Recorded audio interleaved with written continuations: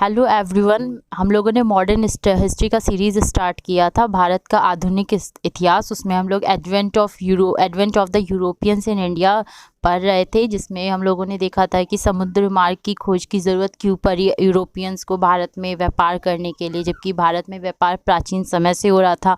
फिर हम लोगों ने देखा कि कैसे कैसे फर्स्ट यूरोपियन जो भारत में आए, पोर्टुगीज़ आए, उसके बाद कैसे कैसे उन्होंने अपनी जो भारत में नींव मजबूत की।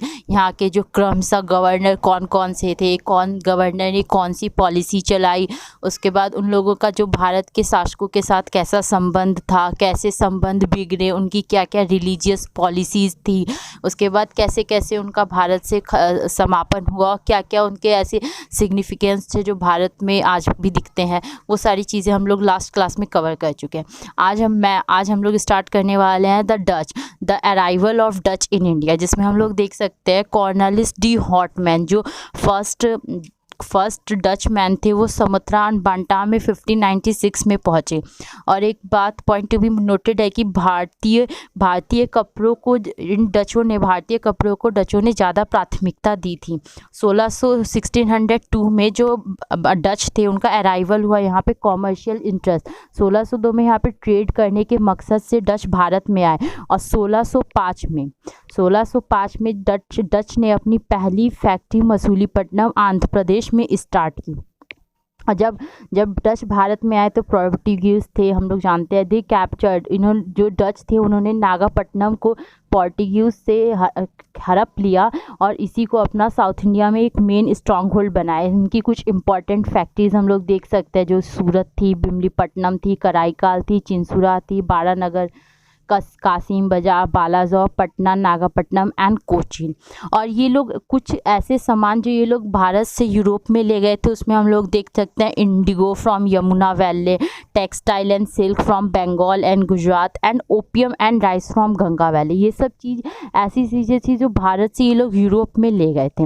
अब जो डच अब हम लोग देखते हैं कि Anglo Dutch rivalry and decline of Dutch, अंग्रेज़ों के साथ जो डच का जो संबंध कैसे ख़राब हुआ, कैसे दोनों में झगड़ा होते थे, और कैसे कैसे डच को भी भारत से अंग्रेज़ों ने खदेड़ दिया। जो डच का जो यहाँ आने का जो मोटिव था भारत में, वो दो था। पहला तो कि पोर्टुगीज़ रूल को भारत में समाप्त कर दी, ठीक है, और दूसरा ये था कि भारत में डच अपना ट्रेड स्थापना करना चाहते थे, अपनी फैक्ट्री स्थापित करना चाहते थे। और डच ने जो है इंडोनेशिया को पोर्टुगीज़ से कैप्चर किया था 1605 में, जहाँ पे इन लोगों ने क्या किया कि कुछ इंग्लिशमैन, कुछ अंग्रेज़ों को, 10 अंग्रेज़ों को इन लोगों ने मार दिया, जिसके कारण क्या हुआ, अंग्रेज़ों और डच के बीच में बहुत लंबा एक युद्ध सा चला। और उस युद्ध के बाद फाइनली 1667 में दोनों के बीच एक समझौता हुआ, जिसमें डच ने बोला कि हम भारत में अपना व्यापार सीमित कर देंगे, हम भारत से मतलब विड्रॉ कर देंगे, और अंग्रेज बोले कि हम इंडोनेशिया से विड्रॉ कर देंगे, हम इंडोनेशिया को छोड़ देंगे। उसके तो हम लोग फिर देखते हैं आगे कि ये तो हम लोगों ने देखा कि दोनों में समझौता हुआ, लेकिन जो लास्टली जो डच को खदेड़ ही दिया कि भारत में अब डच का नामो निशान खत्म हो चुका था, उस युद्ध को देखते हैं बैटल ऑफ हुगली, जिसको हम लोग बेदरा का भी युद्ध जानते हैं। ये जो था एक final blow to Dutch ambition in India, जो डच का जो एम्बिशन था भारत में व्यापार करने का, डच का सपना था, इस युद्ध ने बैटल ऑफ हुगली इन 1759, जिसको बैटल ऑफ बेदरा भी कहते हैं, इस युद्ध में अंग्रेजों ने डच को हरा दिया, पराजित कर दिया, और ये अंग्रेजों ने डच को यहाँ से खदेड़ दिया। यहाँ से अब डच का समापन सा हो गया। अब हम लोग देखते हैं कि वैसे तो अंग्रेज़ों ने 200 ईयर्स से ऊपर हम लोग मतलब भारत पे कब्ज़ा किया, तो ये तो पूरा स्पेक्ट्रम में पूरा मॉडर्न हिस्ट्री में पढ़ना है कि भाई अंग्रेज़ ने क्या क्या कैसे कैसे सब चीज़ चला। लेकिन यहाँ पे हम लोग देखेंगे कि अंग्रेज़ भारत में आए कैसे क्रमशः, ठीक है। तो 31 दिसंबर 1600 को ब्रिटेन की महारानी क्वीन एलिजाबेथ वन ने चार्टर इशू किया, जिसमें ईस्ट इंडिया कंपनी को भारत में व्यापार करने के लिए परमिशन दिया। और उस समय जब ईस्ट इंडिया कंपनी की स्थापना हुई थी 1600 में, तो उस समय मुगल वंश के जो शासक थे अकबर थे, उसके बाद 1608 में हम लोग देख सकते हैं विलियम हॉकिंस। 1608 में विलियम हॉकिंस जहांगीर के कोर्ट में आए।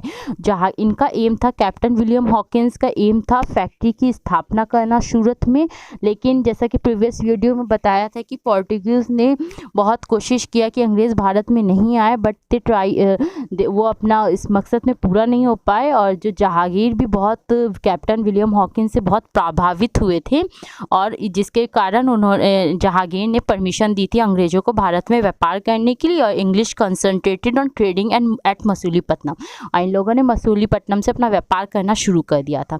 फिर 1612 में क्या हुआ, 1612 में कैप्टन थॉम बेस्ट, इसने क्या किया कि पोर्टुगीज़ को डिफीट कर दिया, पोर्टुगीज़ को हरा दिया। कैप्टन थॉमस बेस्ट ने पोर्टुगीज़ के हरा देने के बाद जहांगीर जो है ना इनसे बहुत इम्प्रेस हो गया, और 1613 में फिर अपना सूरत में फैक्ट्री स्थापना करने की परमिशन दी अंग्रेज़ों को। फिर हम लोग देख सकते हैं कि 1615 में सर थॉमस रॉय, जिसको जेम्स वन ने भेजा था, जेम्स वन ने भेजा था 1615 में सर थॉमस रॉय, वो जहांगीर के कोर्ट में आए, ठीक है।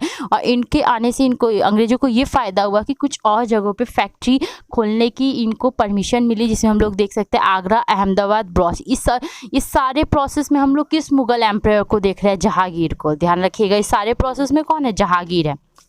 फिर 1632 में यहाँ पे देख सकते हैं ये एक बहुत सुनहरा अवसर, ये जो गोल्डन फरमान है, क्वेश्चन पूछता है कि भाई गोल्डन फरमान अंग्रेज़ों को किससे प्राप्त हुआ, तो ये जो गोल्डन फरमान है अंग्रेज़ों को सुल्तान ऑफ गोलकोंडा से प्राप्त हुआ था।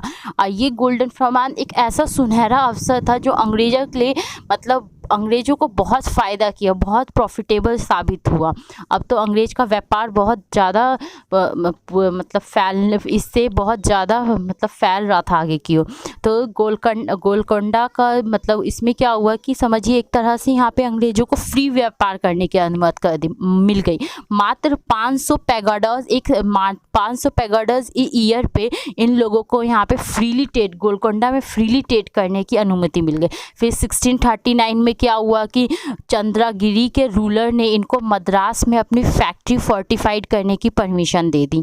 और यहाँ पे अंग्रेज़ों की जो भारत में 3 प्रेसिडेंसी हुआ करती थी, जिसमें हम लोग देखते हैं बॉम्बे, कलकत्ता, मद्रास। लेकिन क्वेश्चन ये रहेगा, यहाँ पे आप लोग देख सकते हैं, हम लोग आगमन में देख रहे हैं 1639 में फर्स्ट फैक्ट्री इसने कहाँ पे फोर्टिफाइड की थी, मद्रास, जो रूलर ऑफ चंद्रगिरी ने देखी थी। तो अगर क्रमशः अगर अंग्रेज़ों की प्रेसिडेंसी पूछी जाए भारत में, तो पहले मद्रास फर्स्ट फोर्ट मद्रास था, उसके बाद कलकत्ता था, उसके बाद बॉम्बे था। उसके बाद हम लोग देख सकते हैं कि यहाँ पे 1662 में क्या हुआ कि चार्ल्स टू जो यहाँ अंग्रेज के राजा थे चार्ल्स टू, उनकी शादी कैथरीन की पोर्टुगीज़ की रानी, पोर्टुगीज़ की प्रिंसेस कैथरीन से होती है, ठीक है। अब कैथरीन से होती है तो पोर्टुगीज़ क्या करते हैं, चार्ल्स टू को ना मतलब बॉम्बे दे देते हैं, चार्ल्स टू को बॉम्बे दे देते हैं अंग्रेज़ों को दहेज में। देखिए कितना इंटरेस्टेड है, भारत के ही क्षेत्रों को दहेज में दे देते थे। तो पोर्टुगीज़ जो बॉम्बे दहेज में देते हैं अंग्रेज़ों को, वही क्षेत्र अंग्रेज क्या करता है मात्र 10 पाउंड ईयरली पे 1668 में ये क्या करता है, अब अंग्रेज ईस्ट इंडिया कंपनी को दे देते हैं। तो उसके बाद ये बहुत प्रॉफिटेबल ये भी साबित होता है अंग्रेज़ों के लिए। फिर अब यहाँ से जो फुटहोल्ड इन बंगाल है, फिर आगे इंडिया में कैसे कैसे इनका विस्तार रूप हुआ, ये सब हम लोग नेक्स्ट वीडियो में देखेंगे। Thank you.